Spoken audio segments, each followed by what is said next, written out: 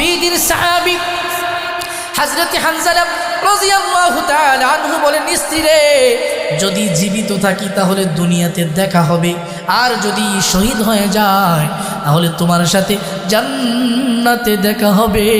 পড়েন আল্লাহু আকবার। নবীজির সাহাবী গোসল ফরজ অবস্থায় দৌড় দিলেন। দৌড় দিয়া আল্লাহর রাসূলের জন্য ময়দানে ঝাঁপায় পড়লেন। এবং নবীজির সাহাবী হানজালা কে না ছিলেন? হানজালা নতুন স্ত্রী, প্রথম দিন স্ত্রীর কাছে গেছে। স্ত্রীর কাছে যাওয়ার পরে স্ত্রীর সাথে মেলামেশা করছি প্রথম রাত, বিবাহের প্রথম রাত। গোসল ফরজ হয়েছে। এই মুহূর্তে কে যেন বলতেছে, হানজালা তুমি ঘরের মধ্যে স্ত্রী নিয়ে আরাম করো, অথচ রাসূল শহীদ হয়ে গেছে। রাসূলকে বেঈমানের দল মাইরা ফালাইছে। হানজালা তুমি ঘুমাইতেছো, তুমি স্ত্রী নিয়ে আরাম করো। কিতাবের মধ্যে লিখে হযরত হানজালা রাদিয়াল্লাহু তাআলা আনহু তলোয়ারটা নিয়ে একটা দৌড় দিলেন। স্ত্রী বললেন, প্রাণের স্বামী আমার, আপনার উপর গোসল ফরজ হয়েছে, আপনি গোসল করে যান। আপনি রাসূলের জন্য যাইতেছেন, আপনার উপর তো গোসল ফরজ। হযরত হানজালা বলেন, গোসল ফরজ আছে থাক, আমি গোসল করতে যাইতে যাইতে, গোসল করতে করতে যদি আমার রাসূলকে ওরা শহীদ করে ফেলি, আমার এই জীবনের গোসলের কোনো দাম নাই। ও স্বামী আমার, প্রথম রাত্রি আপনার মুখটা ভালো করে দেখতে পারি নাই, আপনার ফেসটা ভালো করে আমি দেখতে পারি নাই, আপনাকে ভালো করে চিনি নাই। প্রথম দিন আপনার সাথে দেখা, ইতিপূর্বে আপনাকে চিনি না, আপনার পরিচয় জানি না। নবীজির সাহাবী হযরত হানজালা রাদিয়াল্লাহু তাআলা আনহু বলেন, স্ত্রী রে, যদি জীবিত থাকি তাহলে দুনিয়াতে দেখা হবে, আর যদি শহীদ হয়ে যায় তাহলে তোমার সাথে জান্নাতে দেখা হবে। পড়েন আল্লাহু আকবার। নবীজির সাহাবী গোসল ফরজ অবস্থায় দৌড় দিলেন। দৌড় দিয়া আল্লাহর রাসূলের জন্য ময়দানে ঝাঁপায় পড়লেন। এবার রাসূলকে দেখলেন কে যেন বলতেছে, এখনো মুহাম্মদকে হত্যা করা হয় নাই, এখনো মুহাম্মদ জিন্দা আছে। হানজালার ভিতরে সাহস জুগে গেছে। হযরত হানজালা রাদিয়াল্লাহু তাআলা আনহু তরবারি নিয়ে যুদ্ধ করতে শুরু করলেন।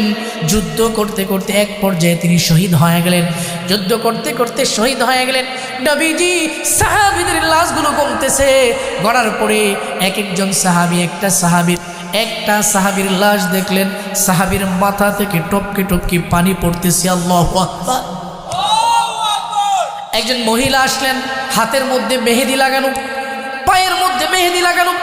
ওই মহিলা ডাক দিলেন, ইয়া রাসূলুল্লাহ, ইয়া হাবিবাল্লাহ, যুদ্ধের পরে আপনার সাহাবী আর বাড়িতে যাই নাই, আমার স্বামী হানজালা আপনার কথা শুনে দিনের জন্য প্রথম রাত্রে গোসল ফরজ অবস্থায় ময়দানে বের হয়েছি। ও রাসূল, আমার স্বামীকে জানাজা পড়ার আগে, আমার স্বামীকে দাফন করার আগে গোসল করায় নেন। কিতাবে আসছে কোনো মানুষ শহীদ হলে তাকে গোসল দেওয়া লাগে না, কারণ শহীদদের গোসল একজনে দেওয়াবেন, তিনি কে? হাসরের ময়দানে শহীদ কোনো রক্ত মাখা দেখে উঠবে, এজন্য শহীদদেরকে গোসল দেওয়া ছাড়াই দাফন করতে হয় জানাজা পড়ে। ওই মহিলা এসে বলেন, ইয়া রাসূলুল্লাহ, ইয়া হাবিবাল্লাহ, আপনার সাহাবীর উপর গোসল ফরজ, আপনার সাহাবী অবস্থায় এসেছে, আপনি বলেছেন আপনার দ্বীনের জন্য, আল্লাহর দ্বীনের জন্য এসেছে। এবার নবীজি ওই সাহাবী হানজালার লাশ যখন দেখতে লাগলেন, রাসূল দেখলেন হযরত হানজালার মাথা থেকে টপটপে পানি পড়তেছে।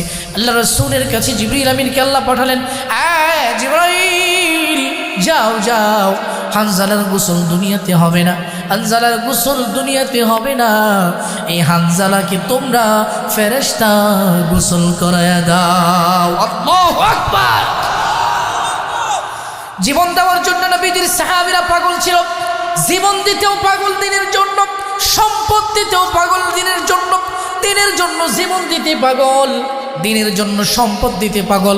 আর তোমারে আমার যদি বলা হয় মসজিদ করতেছে, কয়েকটা টাকা দেও, আছে মুখ বেজার আছে না নাই? আরে কয় আছে না নাই?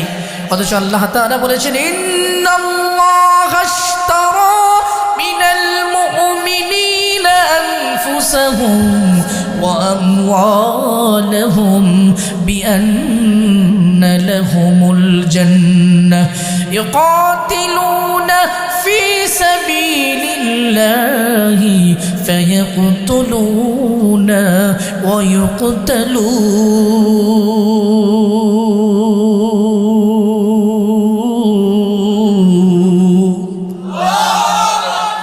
আল্লাহ তাআলা বলেন আমার জান্নাতের জন্য দুইটা জিনিস লাগবে, একটার নাম জীবন, একটার নাম সম্পদ।